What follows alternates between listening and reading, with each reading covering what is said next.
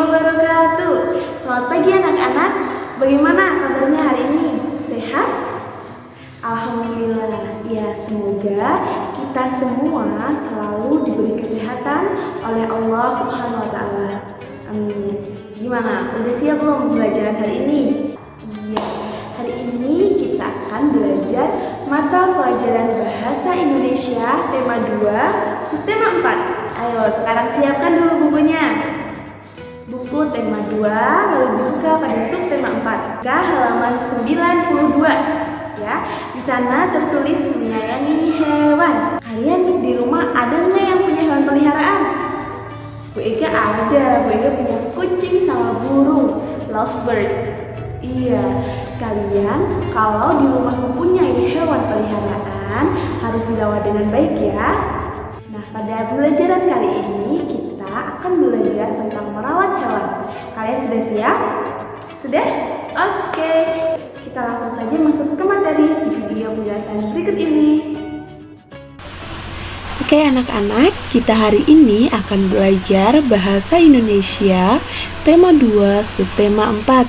Kalian sudah membuka bukunya kan? Oke, jika sudah kita langsung ke pembelajaran ya. Tema 2 subtema 4 adalah tentang menyayangi hewan. Nah anak-anak, ada banyak sekali hewan di sekitar kita. Ada hewan yang hidup bebas di alam, ada juga hewan yang dipelihara oleh manusia. Keragaman hewan tersebut merupakan anugerah dari Tuhan. Oleh karena itu, kita harus menjaga dan menyayangi hewan-hewan yang ada di sekitar kita. Nah, sekarang Ibu mau nanya, apakah kalian ada yang mempunyai hewan peliharaan? Apakah itu seekor kucing?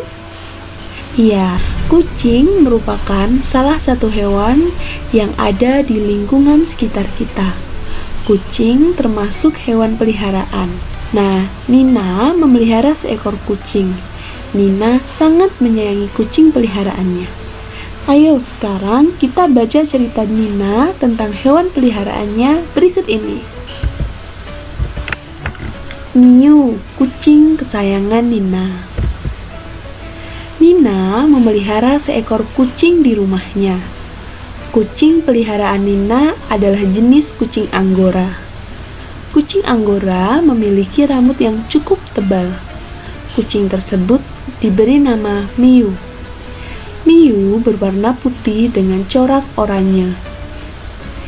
Nina sangat menyayangi Miu. Nina merawat kucing kesayangannya itu dengan baik. Nina memberi Miu makan setiap pagi dan sore hari. Selain itu, Nina juga memberikan vitamin hewan kepada Miu secara teratur. Selain makanan, Nina juga selalu memperhatikan kesehatan Miu. Nina mengajak Miu ke dokter hewan setiap 1 bulan sekali. Miu juga divaksinasi agar tidak mudah terserang penyakit. Badan dan rambut Miu juga selalu dibersihkan agar selalu bersih dan sehat. Nah, barusan kita sudah membaca cerita tentang Miu, kucing kesayangan Nina. Nah, teks tersebut menceritakan bagaimana Nina merawat hewan peliharaannya atau kucing kesayangannya. Nah, anak-anak, jika kalian mempunyai hewan peliharaan di rumah, kalian juga harus seperti Nina ya, harus dirawat dengan baik dan diperhatikan tentang makanannya, tentang kesehatannya. Seperti itu, oke? Nah, setelah membaca cerita Nina, jawablah pertanyaan berikut ini. Hewan jenis apa yang dipelihara Nina di rumahnya? Coba dibaca, hewan jenis apa? Kucing Anggora. Ya. Lalu pertanyaan kedua, bagaimana ciri hewan yang dipelihara Nina di rumah? Ayo, tadi cirinya bagaimana di paragraf pertama? Iya, ciri dari hewan peliharaan Nina adalah berambut tebal, berwarna putih dengan corak warna oranye. Ya, lalu pertanyaan ketiga, kemana Nina mengajak hewan peliharaannya setiap bulan? Kemana Nina mengajak Miu. Apakah ke mall? Apakah ke sekolah? Tidak ya, tetapi ke dokter hewan. Lalu pertanyaan keempat, kapan Nina memberi makan hewan peliharaannya? Kapan ya Nina memberi makan hewan peliharaannya? Sehari sekali kah? Seminggu sekali kah? Setiap saat? Iya, Nina memberi makan hewan peliharaannya setiap pagi dan sore hari. Nah, tadi kita sudah membaca cerita Nina tentang cara merawat kucing. Sekarang kita akan ketemu Tony untuk merawat kelinci. Apakah kalian siap? Siap? Oke, lanjut. Paman Tony memelihara kelinci. Kelinci peliharaan Paman Tony memiliki 2 anak kelinci. Paman Tony kemudian memberikan 1 anak kelinci kepada Tony untuk dipelihara. Tony merasa gembira karena memperoleh anak kelinci yang lucu. Tony belum pernah memelihara hewan di rumahnya. Oleh karena itu, Tony ingin bertanya kepada temannya, Deli. Di rumahnya, Deli memiliki beberapa ekor kelinci peliharaan. Tony pun menulis beberapa pertanyaan yang berkaitan dengan cara merawat hewan peliharaan. Nah, coba bantulah Tony membuat pertanyaan untuk wawancara dengan Deli. Buatlah minimal 5 pertanyaan. Oh iya, apakah kalian sudah tahu apa itu wawancara? Jika belum, perhatikan penjelasan ibu dengan baik ya. Wawancara adalah kegiatan tanya jawab dengan orang lain untuk memperoleh informasi. Orang yang melakukan wawancara disebut pewawancara. Sedangkan orang yang diwawancara disebut narasumber. Jadi, pada cerita Tony tadi adalah Tony yang akan mewawancara Deli. Berarti Tony adalah pewawancara dan Deli sebagai narasumbernya atau orang yang diwawancara. Nah, saat wawancara, sebaiknya kita sudah memiliki pertanyaan. Jadi, sebelum melakukan wawancara, kita harus sudah membuat daftar pertanyaan. Saat membuat pertanyaan, kita perlu menggunakan kata tanya. Ada 6 kata tanya yang sering digunakan dalam bahasa Indonesia. Tiap kata tanya memiliki fungsi yang berbeda. Kata-kata tanya dalam bahasa Indonesia yaitu yang pertama adalah apa? Apa digunakan untuk menanyakan tentang suatu hal. Deli, apa yang kamu lakukan di sini? Lalu sebagai narasumber, Deli menjawab, aku sedang memberi makan kelinciku. Nah, apa di sini untuk menanyakan tentang suatu hal. Lalu yang kedua adalah di mana. Di mana digunakan untuk menanyakan letak atau tempat. Oh iya Deli, di mana kandang kelincimu? Kandang kelinciku ada di belakang rumah. Jadi kata di mana digunakan untuk menanyakan letak atau tempat. Lalu yang ketiga adalah siapa. Siapa digunakan untuk menanyakan seorang pelaku. Misalnya, Del, siapa yang membantumu membuat kandang kelinci ini?